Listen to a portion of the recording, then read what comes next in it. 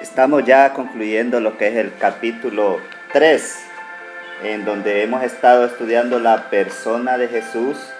Dios tiene rostro, y hemos ido viendo a Jesucristo verdadero Dios, que era la última parte que hicimos. Pero hoy vamos a ver realmente Jesús verdadero hombre. Y esa imagen que quizás es la que se nos ha guardado a nosotros de Jesús como un ser humano, como podemos verlo ante la humanidad, y es lo que nosotros nos imaginamos, a un Jesús hecho hombre. Jesucristo ha sido probado en todo como en nosotros, excepto en el pecado. Hebreos 4:15. Y esta es la realidad que podemos hablar sobre Jesús verdadero hombre. Vamos a ir tocando algunos puntos de la parte número 3 de este punto, de este tema 3 que abarca de este capítulo también 3. Y en primer lugar vamos a ir viendo la vida oculta de Jesús. ¿Qué podemos ver de la vida oculta de Jesús? Bueno, nos podemos imaginar a un Jesús que nace en un pesebre, se encarna de una virgen. Dios hace el milagro de que nazca en una familia, y que todo el mundo pensó que el Mesías iba a nacer como todo rey en un palacio, en un edificio, pero vemos que fue todo lo contrario. Jesús nace en un pesebre. La humanidad no lo quiso acoger, ¿verdad?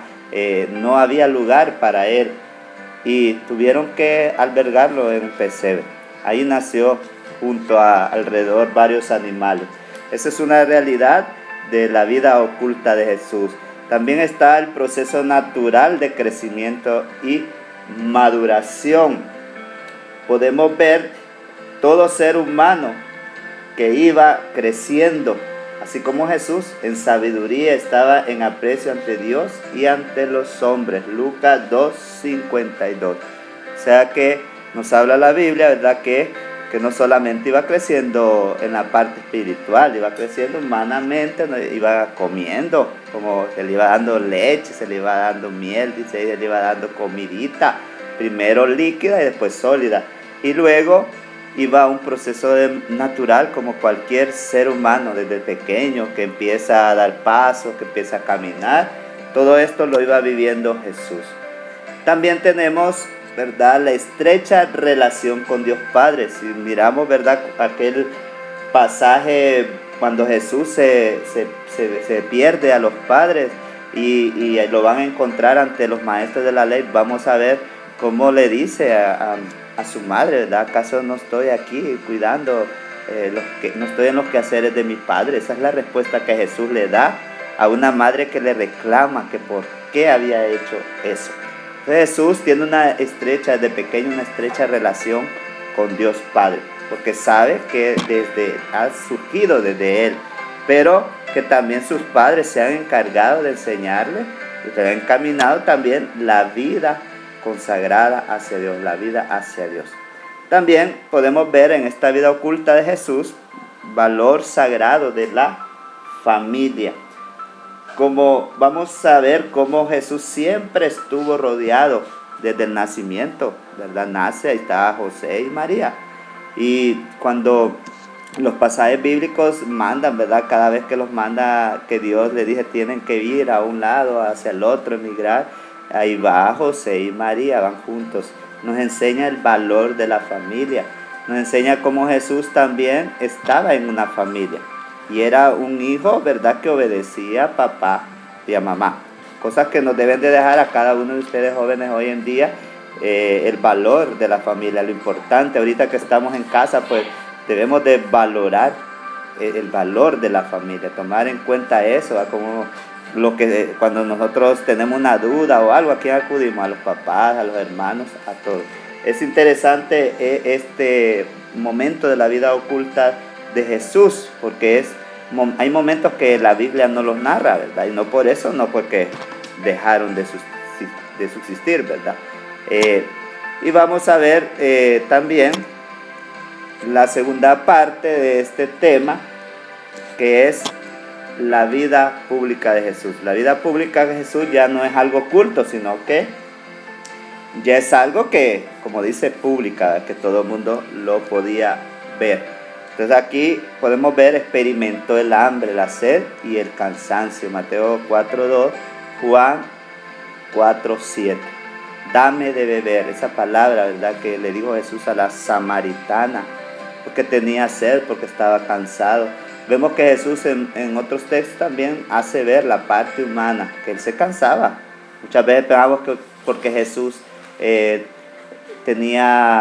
humano, pues no se cansaba así, tenía cansancio humano, tenía sueño, a veces llegaba agotado después de andar dando una caminada, porque él era también hombre. También dentro de la vida pública de Jesús encontramos que amó a los demás, a los niños, a las viudas.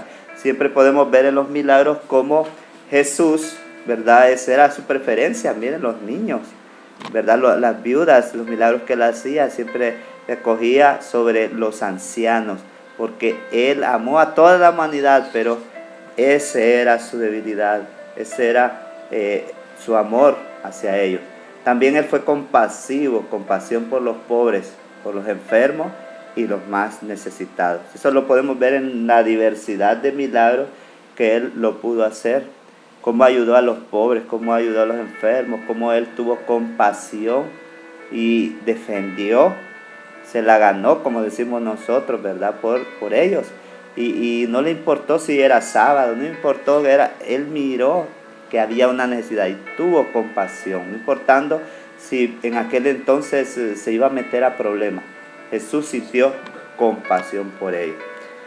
Luego sufrió como solo pudo padecer un verdadero hombre.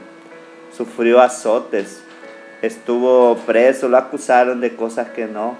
Dice en la Biblia que fue tratado como un delincuente y fue llevado al peor lugar, donde en aquel entonces iban llevados los peores delincuentes, en una cruz, que era un signo en aquel entonces de vergüenza. Entonces podemos ver que Jesús padeció, llevó esa cruz, se cansó, se caía, sufrió por cada uno de nuestros pecados, y Él nos demostró que sí podía, la parte humana, la parte de dolor, sudó sangre antes, ¿verdad?, de ser apresado. Y miren cuántas cosas nos enseña la vida pública de Jesús que Él padeció.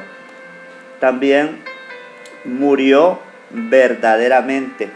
Y esto pues también podemos encontrar en la Biblia como en la cruz, ¿verdad?, murió como todo un hombre, como toda una persona. No se quejó, al contrario, dijo esas palabras: Padre, perdónalo, porque no saben lo que hacen.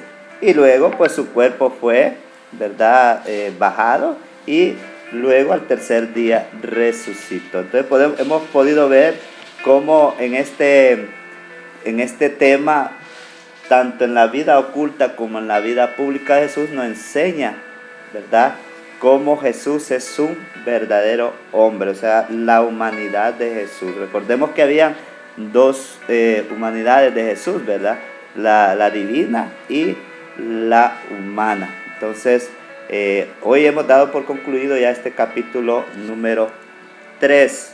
Y para ello también tenemos esta tarea, ¿verdad? En su cuaderno, comente con sus propias palabras sobre el tema. Va a ser un pequeñito ahí comentario que le ha parecido el tema, qué cosas me deja este tema. Haga un cuadro comparativo entre los dos temas. Va a ser un cuadro de dos partes. En un lado va a escribir Jesucristo verdadero Dios, y en el otro lado Jesús verdadero hombre. Va a comparar las cosas que él hacía como Dios y las cosas que él hacía como hombre.